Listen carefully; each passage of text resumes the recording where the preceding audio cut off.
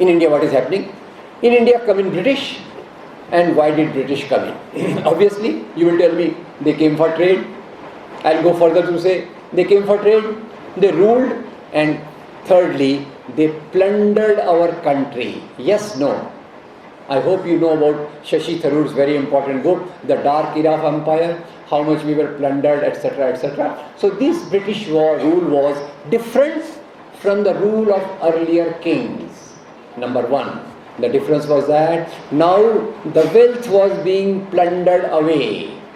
And for this plundering of the wealth, British bring in certain changes.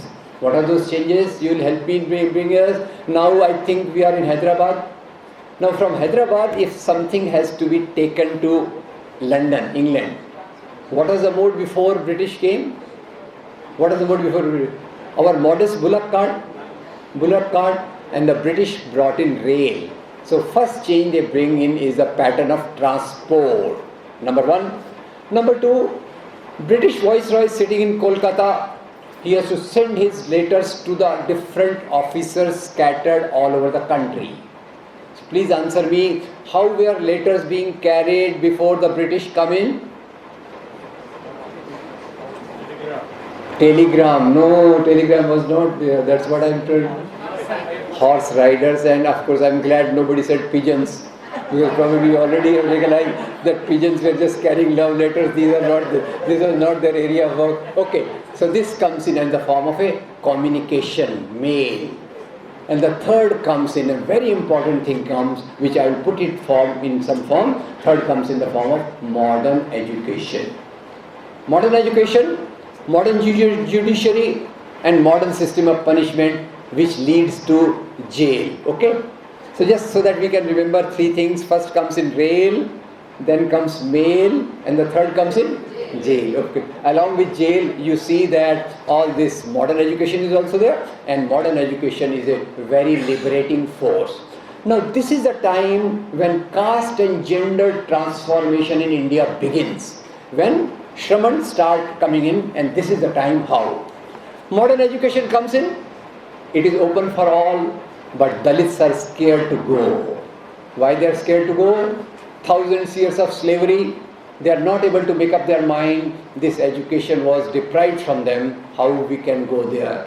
So here comes a great Mahatma Jyotirao Phule. Mahatma Jyotirao Phule, he does every possible effort to ensure that Dalits go to the modern education. And he of course says, don't run after the holy scriptures. Your liberation is in the modern books and modern Vidya. Modern Vidya, this is your path. Now with that, again, his companion, his wife, is no less. She does a more revolutionary work according to me, and that is the opening the schools for the girls. But before opening the school for the girl, which I think was one of the most important thing in breaking the shackles of Brahminism here, or attacking the citadel of Brahminism here. So first citadel which is of Brahminism which is broken here is in the form of Dalits taking to modern education. Was it easy? Of course, we all dream of revolutions, sudden change of society. Society does not change like that according to me. After getting the grey hairs, I feel the society changes day by day. There is revolution in everyday life. And this was a revolution that Dalits were taking to education. So how will Brahminism respond to this attempt of Shramans to get education? It was not easy. And to stop this process, they started spreading rumors.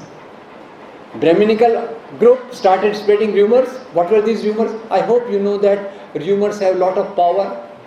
Sometimes they can make Lord Ganpati drink milk also. Of course, they incite the communal violence, which is my favorite area of study. So they started a rumor, and this rumor is also very important. They said, Kalyug, this is Kalyug. In Marathi I'll first say, then I'll translate. Kalyug ale, shiksha geli shudra ghari. Oh Lord, dark ages have come and education has gone to the Dalits households. The goddess of education has got to Dalit households. Now I want to ask a question.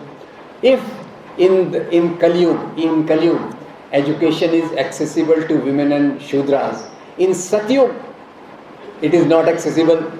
So which era you want? You want a Satyug or a Kalyug?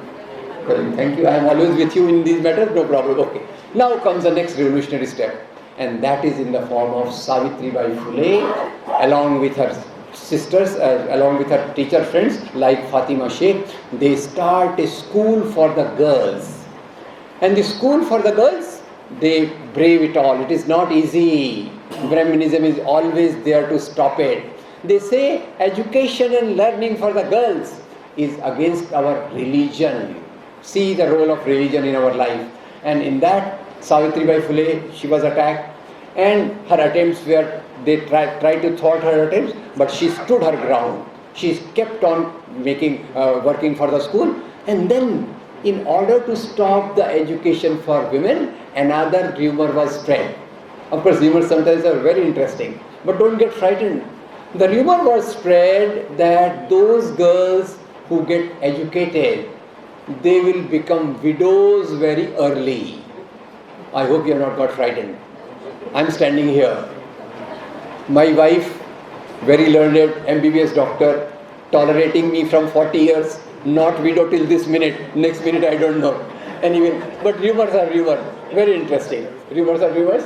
Now, so this is what was a big challenge to the Brahminical social order. Please note, we are sitting in a university, education, it was correctly perceived by Brahminism as a big threat. And so here comes then Dr. Bhimrao Babasaheb Ambedkar. He takes up this legacy of what Jyotirao Phule said, and he goes on to have lot of agitations to get equality. Sorry, I'll be repeating, telling very elementary thing, but this is what I think I want to make a foundation for what I am going to say.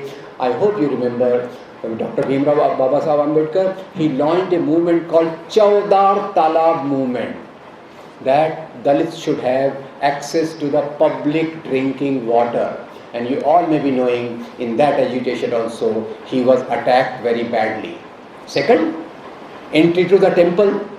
You regard that all the castes are equal, but you are not permitting us to come to the temple, so Kalaram temple. And with this, when he was attacked on this, he simultaneously goes on for a third important move according to me, and that was burning of a book. I hope you know the name of the book, Manusmriti. And while burning Manusmriti by Bhimrao Babasaheb Ambedkar must have thought, Manusmriti gives the provisions of slavery for Shudras and women. I am opposed to this, so I am burning this book. So this was a very strong attempt from the side of shamanism to try to get equality. Equality cannot be just brought by writings and speeches. It requires agitations, it requires movements, and it requires involvement of the total social consciousness related to that. Now, so this is, please note that on this side, I am seeing Ambedkar, who is launching this movement and burning a book called Manusmriti. Same Ambedkar goes on to become the chairman of drafting committee of Indian Constitution. You will remember this, I'll come back to this. Ambedkar burning Manusmriti and bringing back and becoming the chairman of drafting committee of Indian Constitution. So what is Brahminism doing when all this is happening? Is it keeping quiet? No, it is not keeping quiet. First, it crystallizes itself. It comes together in the form of, so here they are patrons of this Brahminical order. On one side, Hindu Rajas, another side, Muslim Rajas, Muslim Nawabs. They come together in the form of some organization, and this organization later split on to become, on one side, Muslim League, on the other side, Hindu Mahasabha. And there, what I want to highlight today, what the country is facing today has nothing to do with this religion or that religion. Basically, what we are witnessing today is a continuation or a sort of a counter-revolution to suppress the march towards equality of women on one side and Dalits, Shudras on the other side. That's what is happening, and that's where I would like to focus. So, Muslim League says we are a Hindu nation from times immemorial. So everybody's definition of the nation is very different, and not to be left behind. Like Muslim League says, we are a Muslim nation since the time Muhammad bin Qasim invaded Sindh and attacked and ruled. Since that time, we are a Muslim nation. Muhammad bin Qasim is our first citizen. Excuse me? The concept of citizen is in the democracy, in the modern nation state, etc., etc. Muhammad bin Qasim was a king, but he is being labelled as a first citizen in Pakistan. I just want to show parallelity of these phenomena. Now, not to be left behind, from our Maharashtra, one leader comes up who is very revered by the present government. I hope you know that he was in Andaman jail. He sent 5 letters of apology, got excused from the jail, and came out to join a party. I hope you have guessed the name of that person. Savarkar. Savarkar comes and he puts forward a new word to hide Brahminism, and that word is Hindutva. Hindutva is a modern form of Brahminical values. So he says that our path is Hindutva and we want Hindu nation. So his definition of Hindutva is very interesting. What is Hindutva? Hindutva means this land from Sindhu to the seas, number 1. Number 2, Aryan blood. Very clear. These days, of course, RSS will not talk about that. We'll deal with RSS shortly. And third, he talks of culture. What culture? The prevalent dominant culture, which is in the form of a Brahminical culture.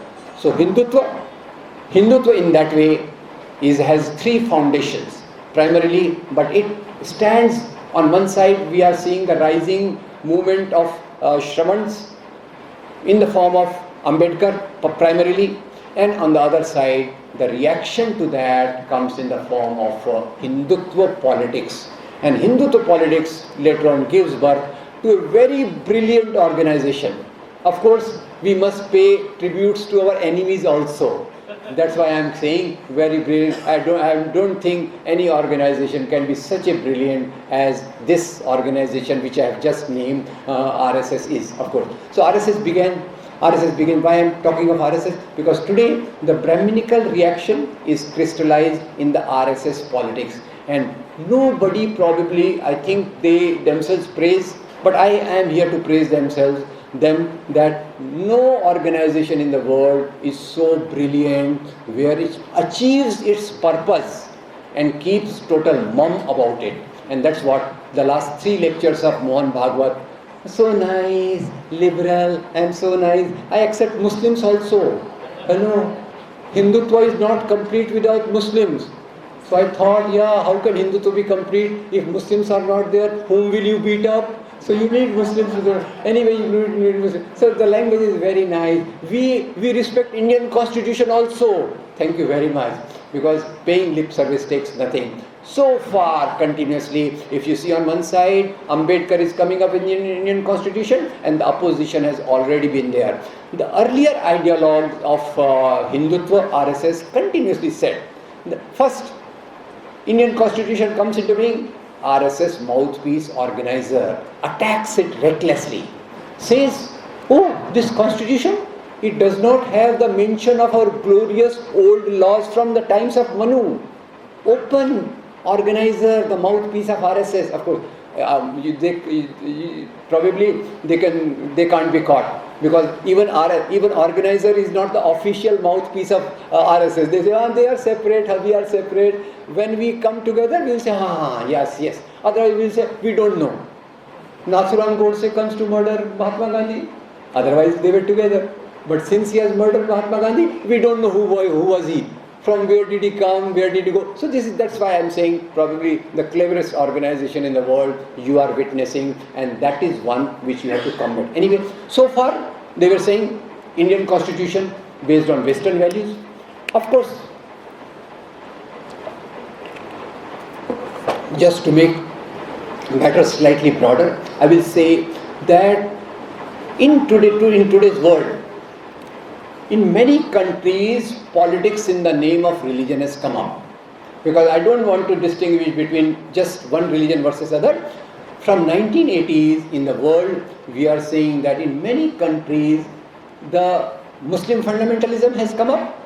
And I was shocked to see that in Myanmar, Burma, fundamentalism has come in the language of Buddhist religion. That has been the biggest shock to me ever. Where Buddhist Sangha, Burmese army and the landlords, they allied together to suppress the rights of poor farmers and poor people in Myanmar. So that is one story. So anyway, now one analogy recently I'll give you. I don't want to make it purely political. Recently somebody compared RSS with Muslim Brotherhood. So, of course, obviously Muslims anyway are not good. On the top of it, Muslim Brotherhood, an organization in Egypt, an organization which is involved in many terror acts, etc., etc. How can you compare this vehicle of Brahminism with Muslim Brotherhood? But I must tell you, most of the organizations which have come up in the name of religion, earlier, sorry to correct this sentence, earlier also in 1920s in America, one movement had come up in America in the name of Christian fundamentalism. Why did Christian fundamentalism come up? Because that time America's Dalit equivalents, just now we heard, I hope you can guess America's Dalit equivalents and America's women, they were coming to the social space of education and jobs. At that time, the conservative sections, the vested sections, come forward to say that our religion, Christianity, does not permit it. That is known as Christian fundamentalism. In Muslim countries, of course, Taliban is there, Muslim Brotherhood is there, in Pakistan, Zia-ul Haq was there. They again use Islam to suppress. My basic understanding is that whenever the struggle for equality, in Indian context, that of caste, and in global context, that of lower farmers, lower classes or women, when they struggle for democratic equality, some conservative sections who have vested interest, they present their politics in the name of religion. Why they present it in the name of religion? Because religion can incite emotive factors, and it is around those emotive factors that these things can be built. So focusing on this Brahminical reaction coming in the form of RSS, very cleverly they have been changing their language all through. They are even currently saying, okay, reservation, chalne do, no problem. But basically, the real danger of RSS lies in the way they indoctrinate their young recruits, boys, rather here I can say boys, how they indoctrinate their boys between 5 to 15 years. A picture is presented, and this picture is something which totally undermines the contribution of Shramans, the contribution of Shramanical politics. It has a uniform view of history, simple, very simple. We the Hindus, glorious times in the past, everything well, women respected and all castes are equal. Then hello, what happens? Then Muslim comes, they try to convert, and because of that there is a caste inequality. Muslims come, they try to eye on our women.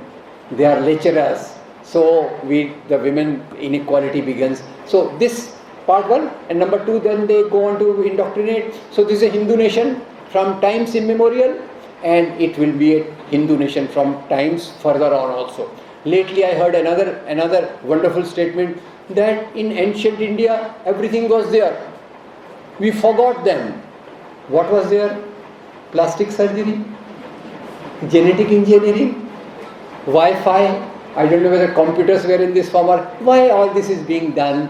Basically, there is a package deal where there is an attempt to show that the changes which have come in the society, the changes of democratization, the changes which have the potential to bring equality, to oppose those changes. Please note, friends, whatever time I have got, I can try to tell you that it may be Muslim Brotherhood, Christian fundamentalism, or whatever is going on in the name of Buddhism in Myanmar. They basically are opposed to the concept of equality. And unfortunately, last 30 years has been the period when this inequality is wearing the cloak of religion and trying to impose itself upon the society. Now, what is the way out? That we'll have to think. But today, we are in a great problem because, of course, whenever, like RSS for example, on the surface, so far, now it is talking a different language, but so far it's all actions. So, on one side there are words, and on the other side there are actions. Actions are such You initiate Ram temple. Now the direct victims will be obviously Muslim. Then you take up mother cow, holy cow. And of course they keep quoting Vivekananda so often, they are good at quoting Vivekananda, but they forget, they don't read Vivekananda, I am sure about it. Because had they read Vivekananda, they would have read that in ancient Vedic period, Brahmins were eating beef. You can tell them. If they respect Swami Vivekananda, they probably their eyes will be open. And of course, this beef eating, not beefing, they thought primarily they would be targeting the Muslims, but in the whole package deal, Dalits also are involved, because these type of work which Dalits have to do relates to animals. And again, in this third thing which is involved is the plight of our farmers. So today, of course, I must say, if there is some force which is totally there to suppress and crush the aspiration of equality for Shramanic classes, it is RSS. RSS does not directly deal with politics, they say, and I think also they don't say, but their priorities are clear. They create what they say, we create a culture, we build a nation through building the people. How to build the people? Through indoctrinating them into the values of hierarchy of caste and gender. This is what I think their primary agenda is. So today when we are seeing like Ambedkar, the biggest critic of Hindu nationalism, even Ambedkar is being appropriated by them by saying what? We respect Ambedkar. Ambedkar, probably they are going to say Ambedkar is Buddha, they said, was the 9th avatar of Vishnu. Reincarnation makes the job easier, and Ambedkar is the 10th avatar of Vishnu. That's how they say we respect Ambedkar so much, etc., etc. But believe me, the central focus of Ambedkar was to oppose the concept of nationalism in the name of religion. So today when we are talking of this, I think the Shramanic values, the journey of Shramans toward equality, its biggest obstacles come in the form of Hindu nationalism. Again, please distinguish, again Hindu itself has a lot of meanings, some meanings we saw today, and the type of Hinduism they present is a total Brahminic version of Hinduism. Well, they are talking of Hinduism, they are not talking of the teachings of Kabir, they are not talking of the teachings of saints like Tukaram. For them, Hinduism means Manusmriti, Hinduism means Vedas. So they are very clear, they will hide what values they want to say. They will say Hinduism, and in the name of Hinduism, the average Hindu's feelings get incited. And also I must tell you, this type of Hinduism has come up parallelly with opposition to the uprise of the Shramana classes in India. Like earlier, if you see, people were identifying themselves mainly as Shaiv, Vaishnav, Nath, Tantra, etc., etc. People were identifying themselves according to the sects of Hinduism. Now, uniform Hindu identity is being imposed upon the whole of religion, and Ambedkar correctly points out that Hinduism as it prevails is Brahminic theology. Because Brahminic theology, Brahminism is a dominant part of this whole tradition, and that's what the whole effort is. So today, friends,